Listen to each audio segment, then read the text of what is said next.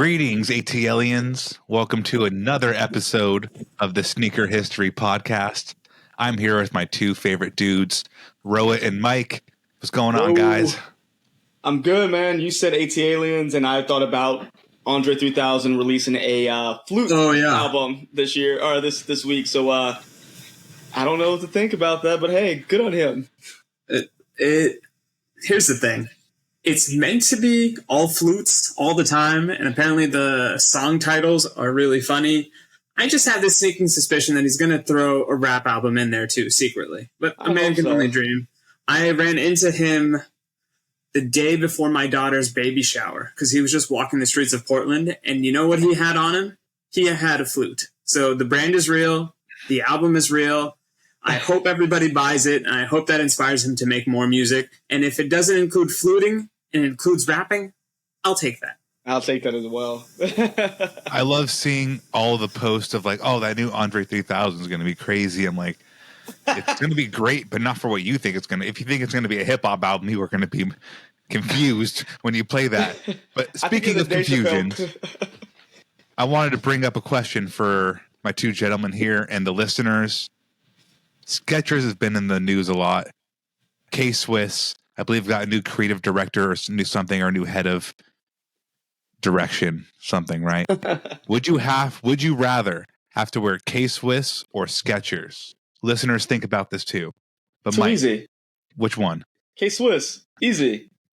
Like, it's not, I don't know how that's even a question. I mean, even if you go back to old school, like when we were elementary school days, the K-Swiss classics were all like, that was like the dunk of its time. Everyone had them. You're being really nice there. They were something of its time. Bro, but, you come on. You can't deny it. I know we all cool now, but you know back then, elementary school, K-Swiss were popping on everybody. Here's the thing. The answer is K-Swiss, but because this is a show driven on content, I'm going to come up with a solution on why I would wear Skechers for the entirety of my life as opposed by Robbie. And that's if this mustache that you see on my face was also there permanently, it's a direct relationship. If there's a mustache on my face, I'll wear Skechers. If there's not, it's K-Swiss. The science cannot be refuted. I can't argue with it. I'm going to go with Skechers because I'm killing myself either way. So might as well go out in a slip-on shoe. You don't have to bend over. I think Joe Montana does like the commercial for it or something. No slip. I mean, easy slip. Super fun. No really slip easy. too. You get no slip and easy slip because of restaurant shoes as well. Hey, it's the one thing I have in common with Kim Kardashian, which is we both wore Skechers for an undisclosed amount of time. It's both easy slip and is it grippy at the same time? Are we talking about the sugar, Kim? So listeners, which one are you picking? Let us know in the comments, in the Discord, handwritten mail. Apparently the U.S. Postal Service lost like $5 billion. Anywho. So let us know. Let us know via mail. Can we turn into postal history? What is that about? Yeah, like that's I'm a man of weird facts, people. So anywho, rockin' and coppin', everybody's favorite part of the show. Now, Mike, do you want to start us off with rockin' and coppin'? Yeah, why not? Why not? I kept it simple today. Threw on my Chalk Ultra Boost. Something easy. This is a nice slip-on shoe that doesn't involve Skechers. Nothing special there. But my coppin' is going to be one of those sneakers no one saw coming. No one knows about it, so you go read about it.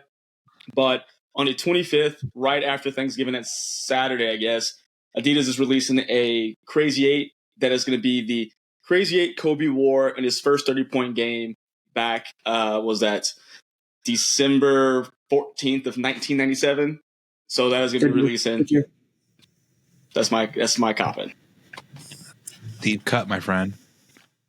That's not the Stormtrooper one I keep seeing out and about, is it?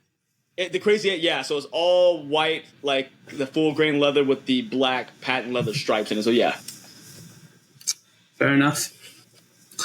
I guess I'll go next. What I've been rocking is the Cole Haan Hassan Minhaj shoe that they did, I think, a couple years ago. Because, shout outs to the Indian. Got to do it. And then as for what I copped recently, and we'll use this to transition to a topic later on in the shoe, the court posit. And I did it primarily because I thought Carlos Alcaraz was going to wear this during the U.S. Open, which would have been something special. But in the meantime, he didn't do it, but I still like the look of it. And as we've talked about in previous episodes, I just wish the supreme iconography was not on the shoe. Rohit, question for the people, proxied through me. Do those fit true to size, or have you slid them on yet? They're a little narrower than I anticipated. So if given the option, I would have sized up. Would have sized up? Perfect. Because your boy is going to put some eBay bids on the white ones. So I was curious. Oh, dude. Get them cheap. And then lastly is me. I think I ended up getting a very random but wanted shoe. It's the Mach Customs 5740 collab. New Balance National Pizza Day 2022. Dan's a cool dude. He's come on the show. These shoes have gotten so many compliments. So Robbie compliment. The base of this puppy is so wide. My flat pancake foot feels really good wearing these. But, it says pizza without being annoying. It's just like that pizza green, that pizza red, if those are pizza greens and pizza reds. Just a really fun shoe. I would have sized down, actually, in these. I never say that ever, normally. I can't get the insole out, whatever. But they run really fat.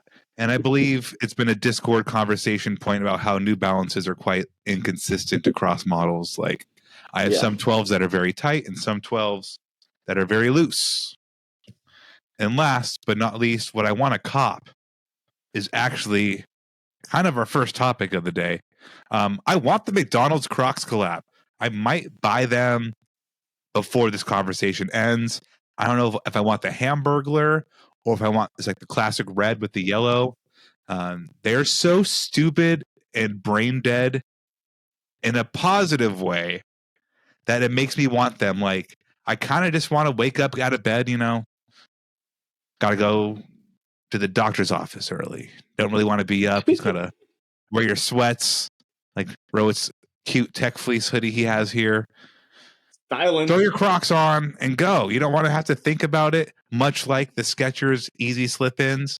And Rohit, as someone who likes the Fly Ease slip-on, there's something to be said about a shoe that has zero effort to get in, that is very comfortable.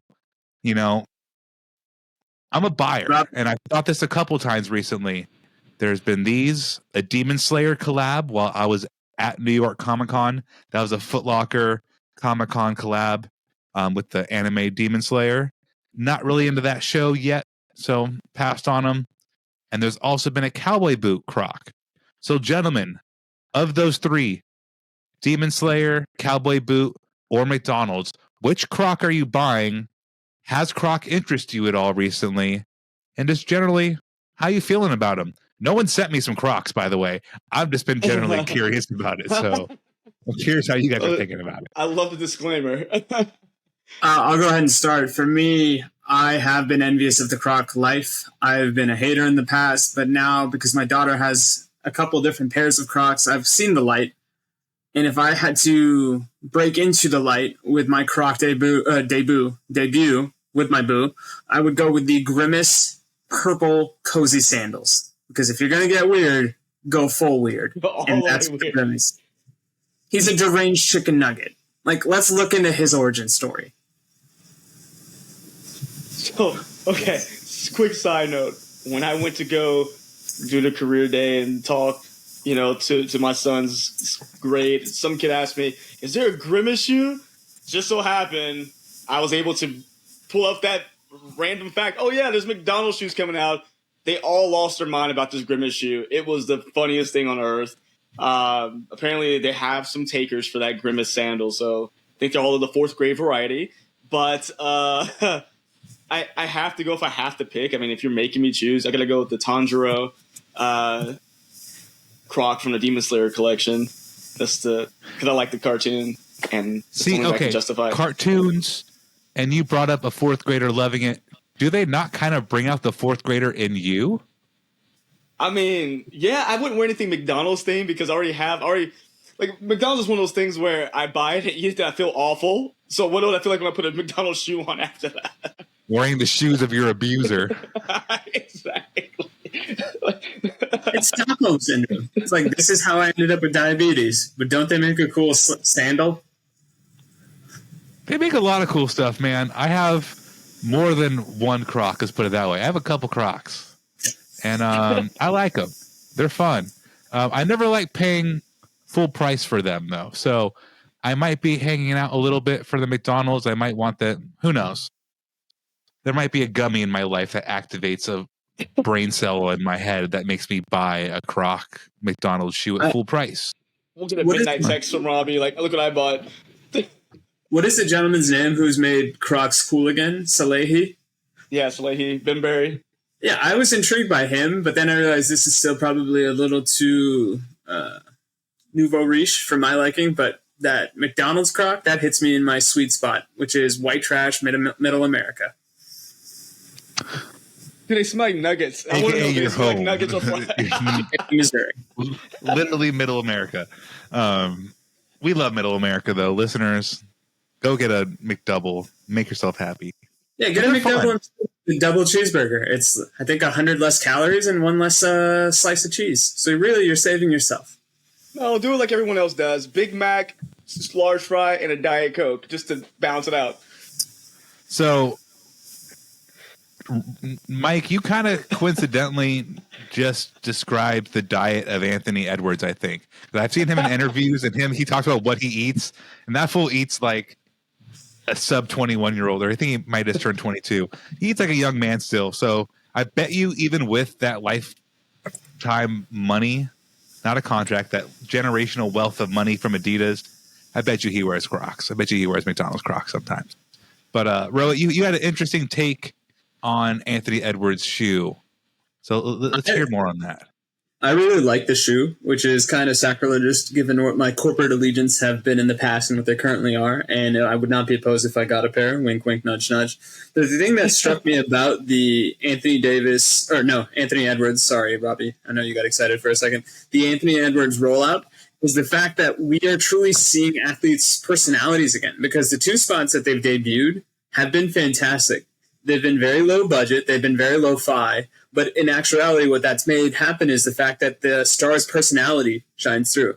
And if there's nothing else that is evident about Anthony Edwards, is that man is a troll in the best way. Like, the concept of taking an unmarked duffel bag, taking out everybody's shoe and just bagging on it, and then saying, no, these are the ones. And then to follow that up with what I would say is a tasteful homage to the Nike Jordan band Jordan 1 commercial, where he gives you all his AKAs, like a young Jesus and Mero. Like, I'm all in on the guy. I will be a fan for life, as long as he continues to just be in the straight and narrow, doesn't say homophobic things like he did in the summer. And the thing is, the kid's a superstar. We haven't seen a charismatic person like this from the rip. Probably, correct me if I'm wrong, guys, like, not since a young Shaq. Like, LeBron, you kind of had to talk yourself into him being quasi-funny. Like, it took the LeBron's campaign spots to be like, LeBron's kind of funny in the way that your dad's kind of funny sometimes when you've got your friends over and, like, he's really, like, testing out his best material because it's open mic night. But Anthony Edwards is a legit funny dude. And what was the basketball movie that he was in with Adam Sandler? He was a captivating villain. So it's one of those things. Yeah, just I'm all in on Anthony Edwards. So if nothing else, Adidas, send your boy a pair of AE1s, the orange colorway. Don't know if that's going to happen, but I figure let me just speak it into existence. And I don't know, what do you guys think? Because I'm obviously being led by the witness because I'm all in. Do you guys have a feeling about it? Because the commercials are memorable, and I think if nothing else, that's what you want for a commercial, especially when it's rolling out a brand new signature line. I mean, I'm already calling him the best signature basketball athlete for Adidas right now in a sense of the shoe design. I mean, right now he's a superstar on the rise. Too bad he's on a crappy-ass team. But Mike, they're number one in the Western Conference right now. I hate Minnesota Timberwolves. They're like, there's one of the, like, yeah, this is more of a nuts to one of my best friends. I hope he hears this because I'm just talking trash. Come to the Rockets. But anywho, I think that he has a fantastic shoe. I'm really looking forward to it.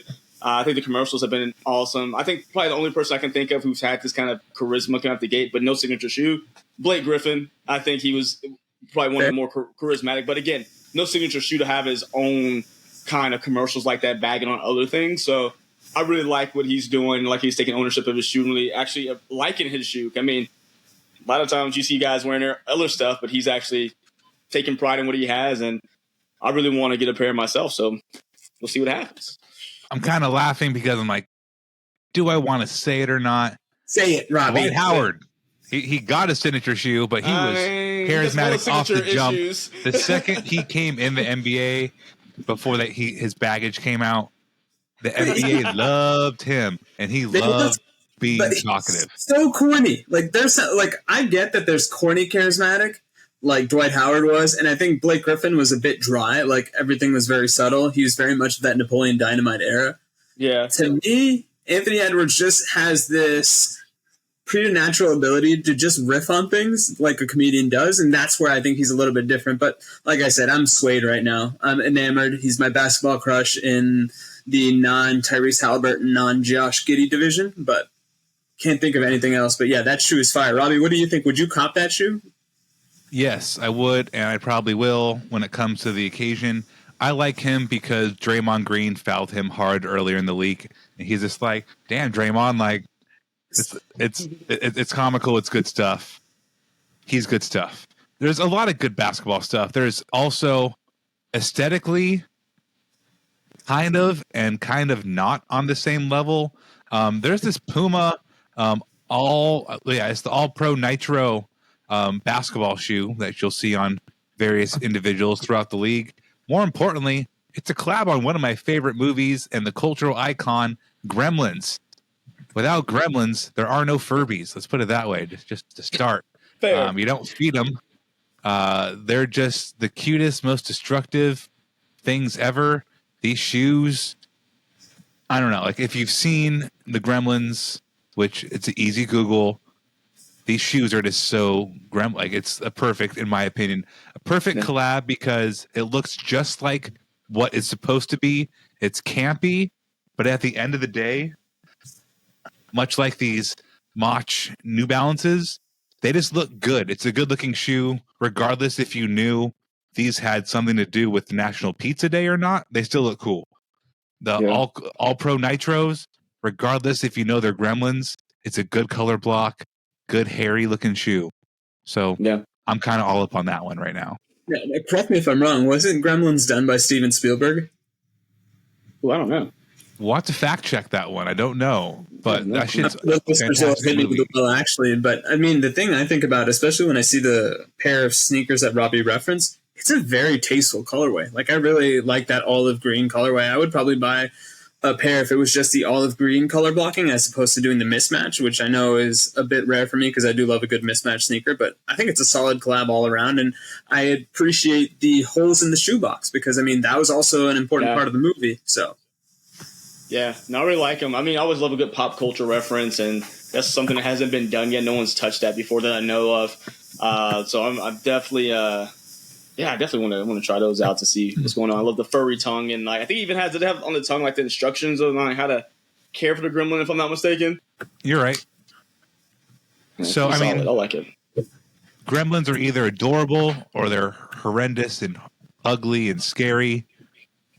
Kind of like the new Air Max DN. Is that a weird pivot? But that's a shoe I kind of wanted to touch on. Keep it going. It's been on my mind today.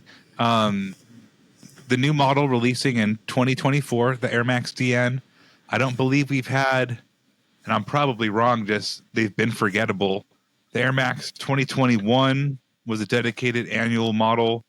Since then, I can't think of a particular brand new Air Max model to the line since 2021.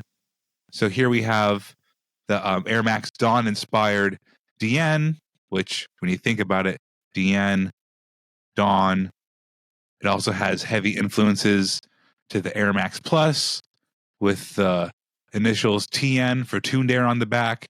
These have DN on the back. There is Tuned Air like caging on the outsole back heel of this Air Max DN. So it looks like it's a mixture of the Dawn and the Air Max Plus to make this new 2024 model. And this debut colorway in kind of gray pink, I like it. I don't love it. If this was an $80 purchase on game day or release day, I'd be a buyer for like less than 100. But Lord knows, Uncle Phil is not going to release a brand new Air Max model for anything less than probably 180, 100, 180, 150, 200. I'm looking at 180, 200. Yeah. It's going to be a lot, and they're not that nice. You can also kind of see whether it's a faux carbon fiber on the midsole or if it's actual carbon fiber. It looks good. I think this whole colorway would look better in just white instead of this gray, like asphalt gray. But there's things I don't like the price point. I don't love. It's mostly the price point. As I look at it more and more, I'm like, I like this shoe. I really can't think of too much to like say aesthetically that I don't like. So I'm gonna go on. I'm a buyer on somebody's employee pass weekend visitor someday. You know, I was like, But- wink, wink, nudge, nudge. what are you two thinking about it? Go ahead, Mike. Nothing about this shoe at this point makes me want to buy it, especially for the retail price point. Maybe it's just initial color. I don't know, but I'm not sold on it just yet. I'm always open to change my mind on the shoe, especially when I actually see it in hand. So I'm not going to say I won't ever like it, but I feel like the pictures maybe aren't the most flattering at this point. It just makes it look like really a bulbous, like chunky shoe. And I feel like a lot of Air Max is more, usually like at least the premier type Air Max, or what's the word I'm looking for? They go in like the ones that are in line, like from the years or whatever, the new flagship Air Max. Sorry, they're a little sleeker. This one feels a bit, DSW, and I'm not saying in a bad way, but I just like a sleeker Air Max, like the 97s, the ones, things like that. And this one's not doing it for me at this point. Yeah, I think it's just trying to borrow that chunky dad sneaker vibe. I mean, I think of a lot of different things when I see this shoe from an homage perspective, especially, I don't know if that's what the Nike designers were thinking, but I get the Nocta Hot Stepper vibe. I get a Penny 2 vibe from it. It's not necessarily for me. I think the only way I might justify spending money on this is if we're able to go ham on Nike by You, because I do think that's where the strength of the Nike Air Max will reside, is that ability to customize it. And I know I've been very happy recently with some Nike by You purchasing, because it seems that they've finally allowed us to get the color blocking that makes the most sense symmetrically, especially with the Sabrina ones. And if they give us a similar opportunity to do that with this flagship model, I think I may be more likely to buy. But if we're just looking at this isolated colorway, not for me. And I think it's for the same reasons as my co-host. So the Hot Steppa is a hard pass, and you can't give me that shoe to wear. Now, the Nocta Glide, that has been a popular shoe. I see a lot of people actually wearing it, not like, oh, these shoes are sick, like, and then just go posting them to sell somewhere and never wear. They're actually making it to people's feet. So would you rather wear a Nocta Glide or this DN? Oh, Glide easily. Really? Yeah. It's just, I like the DN more. I'm the minority here then. No, I like the Glide, but maybe I misspoke, because this kind of reminds me of the DN as well. So I think they are kind of borrowing some sort of design language or some sort of design imagery from the Nocta line, but I don't know, like, just not to sound too Russ Bensington about it, it's just like they're all starting to look alike in a sense. And where are those sneakers that are radically different from one another? Well, 100%. That's a good point. It's hard to look at that and not be more excited about. I mean, I don't want to go too far down this tangent, but we're 25 years of the tuned Air Max Plus. I'm more excited about the colorways that put in that, or like the Air Max, Plus Drift that's coming out, than I am about this. Yeah, and kind of why I asked about the fit of those tennis shoes, Rohit, is because I had a pair of TNs on the last like really good retro release. I think that was like 2017 or something, and they ran way too freaking small, man. Like the sizing was not right. I don't have them anymore because they hurt my feet.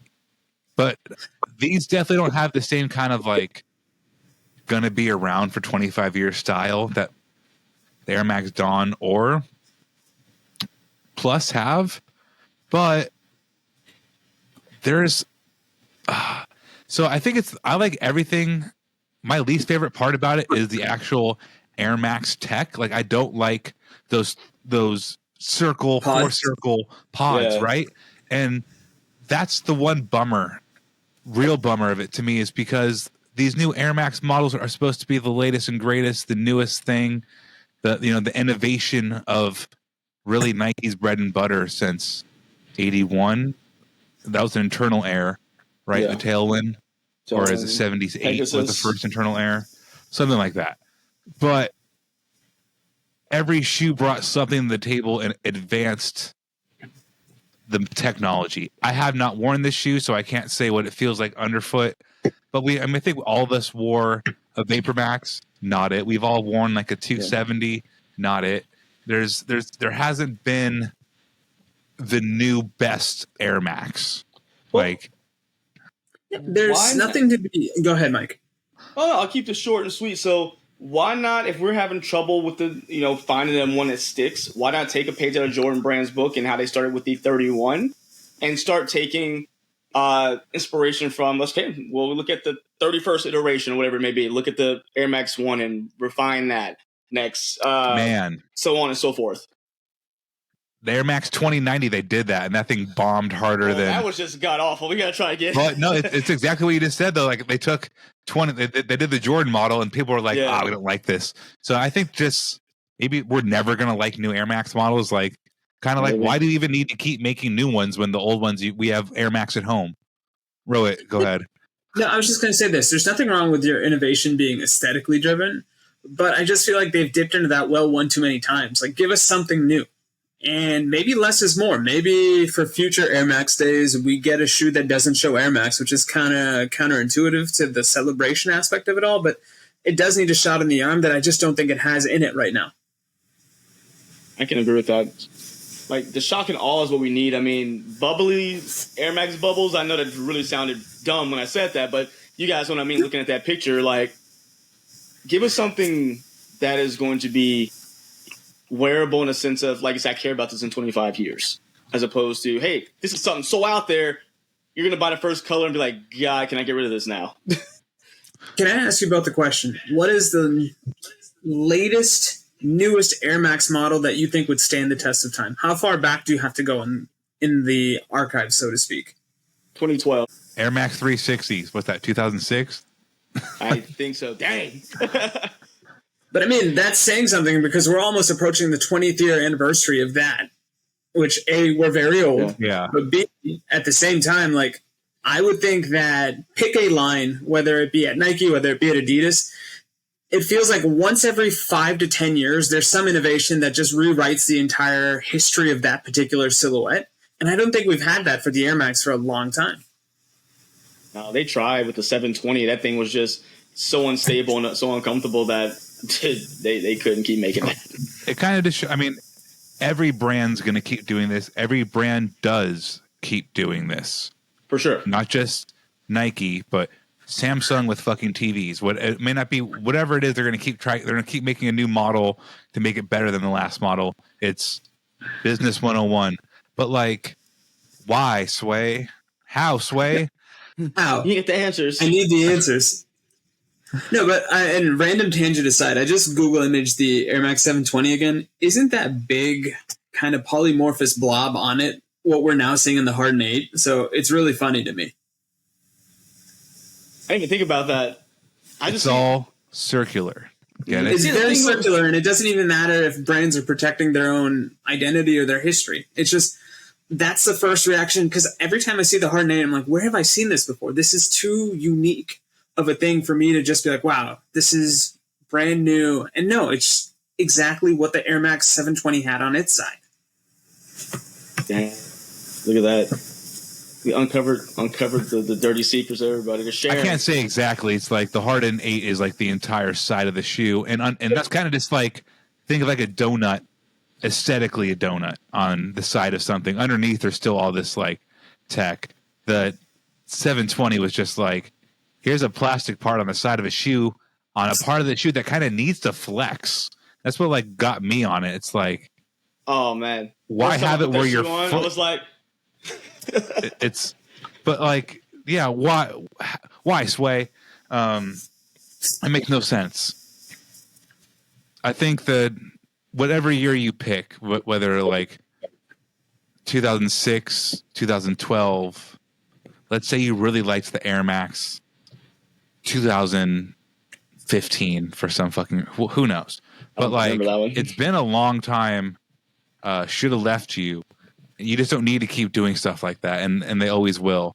And they will. You can make the Air Max Plus, and they do. That's the thing. They do make the Air Max Plus all year, every year nowadays. Yeah. Like all these shoes you can get all the time. So,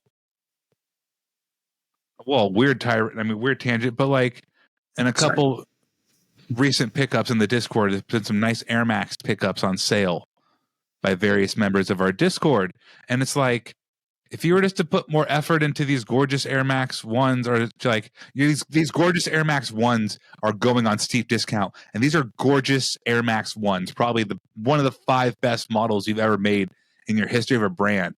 Who do you think you are thinking someone is going to buy all these other colorways of this brand new shoe, the Air Max DN in 2024, that no one really cares about, when like you can't even sell a ton of gorgeous models people love? Yeah.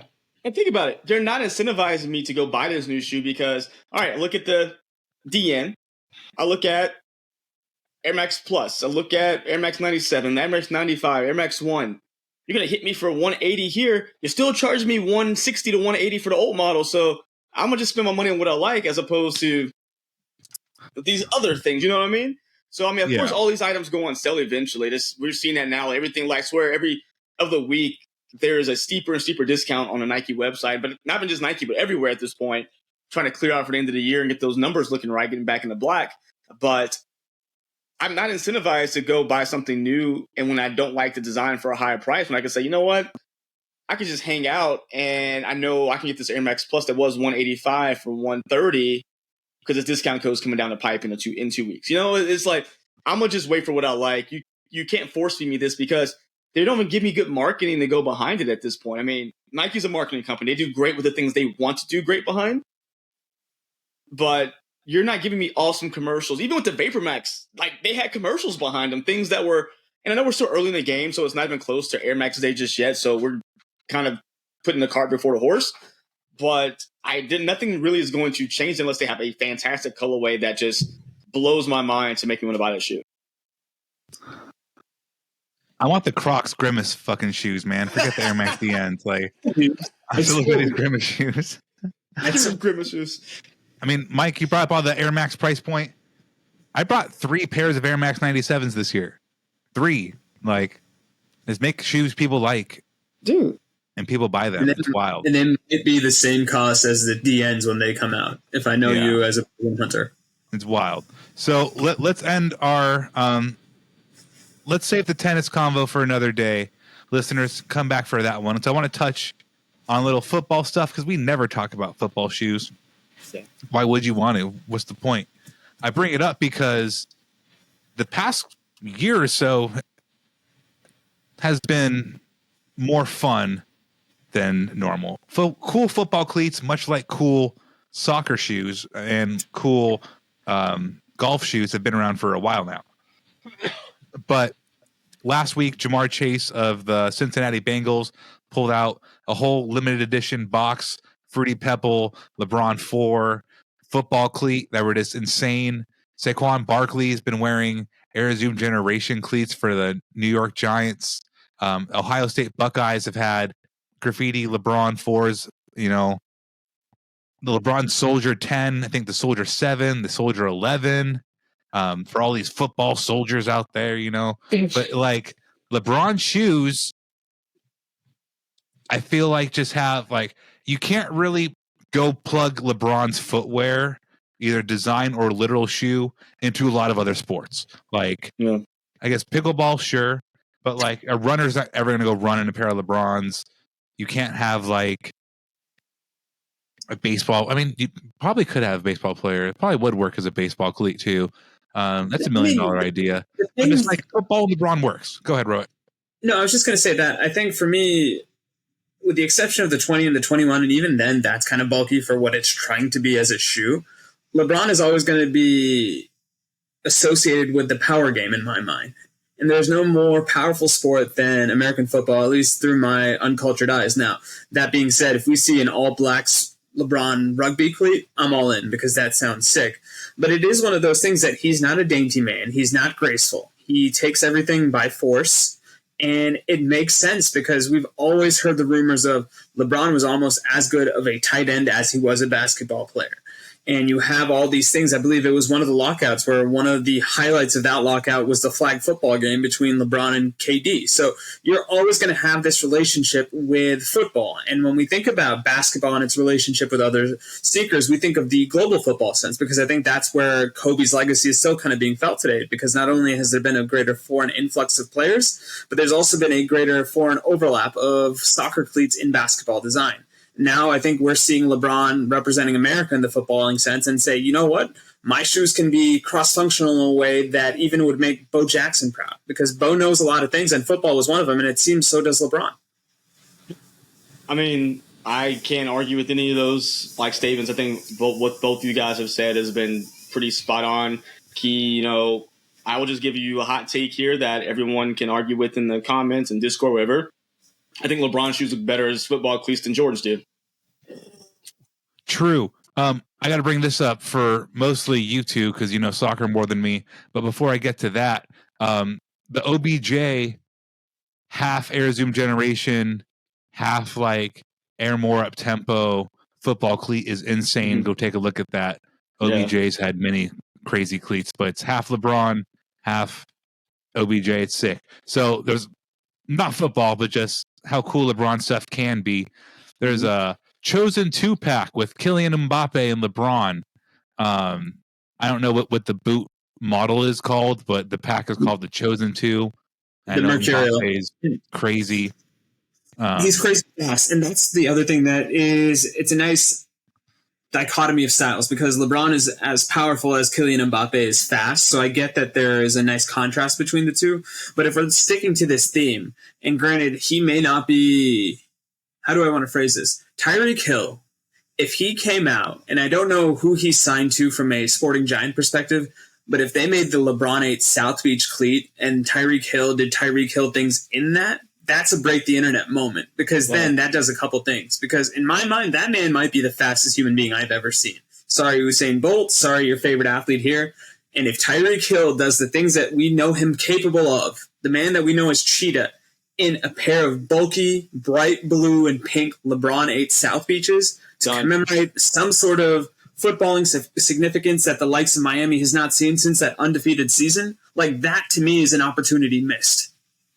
So there's also, I want to say a year ago, there was a Kyler Murray Diamond Turf pack. His PE cleats, like Deion Sanders Diamond Turfs. Yeah. Crazy sick. Even, old man Deion now, Coach Prime. No disrespect, Coach Prime, excuse me. But he wears his Diamond Turfs with React midsoles on it because his feet are bad now. Right? I mean, it's football football cleats can be really fun, can be really cool. They can be great on the field, off the field. But just to go back to the conversation starter, these fruity pebble joints Jamar wore are insane. They have a blue plate, I guess where the cleat is. I don't know cleat anatomy, but just an absolutely insane looking cleat, a candy red swoosh. I think really the LeBron 4 in a different multiverse life was just a football cleat, and the LeBron never wore it. It's just the LeBron 4 as a shoe was always meant to be a football shoe. Yeah, right? It's the Jordan 9 being a baseball cleat. It's kind of the same thing. It was meant for that almost. LeBron 2 for me as well. That's another big bulky shoe. LeBron's missed its calling, and I mean, I'm really interested to see, because I think so many of these athletes now, or rather athletes we were growing up with, were so influenced by Jordan. We saw Jordan baseball cleats. We saw Jordan basketball cleats. I think we're going to see within 5 to 10 years down the line, that's when we see the LeBron empire take hold in football, the way we've seen Jordan kind of do that in all the other sports. And I think that's where we'll start to see the second chapter of LeBron's legacy as a businessman as well as an athlete.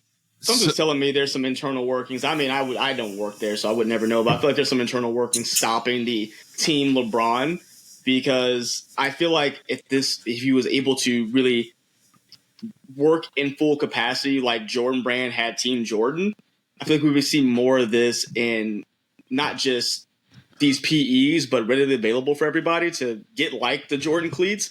I don't know if this is one of those things, and this is pure speculation to me, just, guessing, but I feel like almost that Nike knows that these things are better than just pumping out a retro one on the field. You know what I mean? Yeah. So I don't know if they just don't want to be cannibalistic to their own sales or whatever it may be, but you look at this, you're like, that's football. I see fast, I see strong, everything you want in the football world. I see that in those LeBrons being turned into cleats. And I think one last thing as well, Mike, you bring something up that refreshed something in my brain. We do see LeBron put a greater deal of emphasis on football, but it's really weird because it's all been global football. Like Robbie mentioned, the Kylian Mbappe pep. LeBron also is a part-time owner of Liverpool FC, and we're starting to see a lot of Liverpool kits. I'm sure we've seen the LeBron 9 and the reverse LeBron 9 that celebrates that relationship. We're going to see a football cleat, but I do think, to your point, the faster, stronger emotion that we attribute with LeBron from an explosiveness perspective lends itself a little bit more to a running back hitting a hole than a striker, winger just chasing green space ahead of them. Yeah. LeBron's a big Jay-Z fan, and Jay-Z once said, it's Kanye said about Jay-Z, Jay's favorite line, dog in due time. So with all due time, I think LeBron will kind of dominate that football space. I do want to make a little clarification because the LeBron 4 in its original state, huge bulky shoe. But why I think in a different universe this was a football cleat first is because they cut out so much of the bulk of the basketball shoe, and a lot of that's going to be in the midsole because the air units, all that shit doesn't exist on a football cleat. But they made it a low top with that same kind of ankle coverage, but made it a booty, which is a better design choice than having like the hard strap going across it. The foam posit gives you great lateral support on both sides of your foot when you're making all these different cuts in the grass, and the stretchiness just like works as like I don't know what it is, but Caleb Williams had a really cool like all murdered out black LeBron 4 low cleat. Like it's like a workshop, like someone went and workshopped the LeBron 4 and just here it is, and it's a really beautiful thing seeing it be a football shoe. So the lights are turning off. Needs a time to go. It's been a fun little conversation. So listeners, are there any LeBron shoes you'd want to see on the football field next? Go ahead and drop that in the Discord or in a comment, however you like to let us know that information. Make sure you check out our contact information in the description of this episode. I'm Robbie. He's Rohit. He's Mike. Thank you so much for spending about 40 minutes of your day with us. Get home safe. Peace. See you. Tell somebody you like their sneakers. Tell them. All right. Hey everyone, this is Nick again. Before you take off, do us a solid and head over to Apple Podcasts to leave us a review. Give us a rating on Spotify and Amazon Music, and make sure you're subscribed to our YouTube channel because we have even more video content coming soon. Speaking of new content, we have an amazing community of sneaker enthusiasts that hang out in our Sneaker History Discord on a daily basis. While sneakers is a connection point that brought us all together, we've all discovered countless shared passions that we have in common with each other.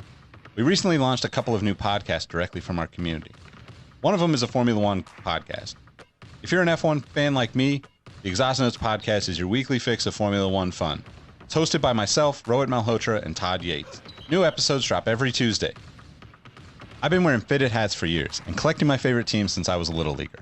It has been awesome to see so many new fans getting into fitteds in recent years. Crown and Stitch is our new talk show about fitted hats with Dexter, Keith, and myself, where we talk about fitted hats, snapbacks, throw in some obscure hats because we all kind of like some funky stuff once in a while, don't we? Copping, collecting, and so much more. New episodes drop every Wednesday. Hit the links in the show notes for this episode to give our new shows a listen, and be on the lookout for more new podcasts dropping soon. Last but not least, tell someone you like their kicks today. You never know how far a simple compliment can take you, and we all know how good it feels to have someone show their appreciation. Thank you all for the support, and we'll catch you on the next episode. Peace.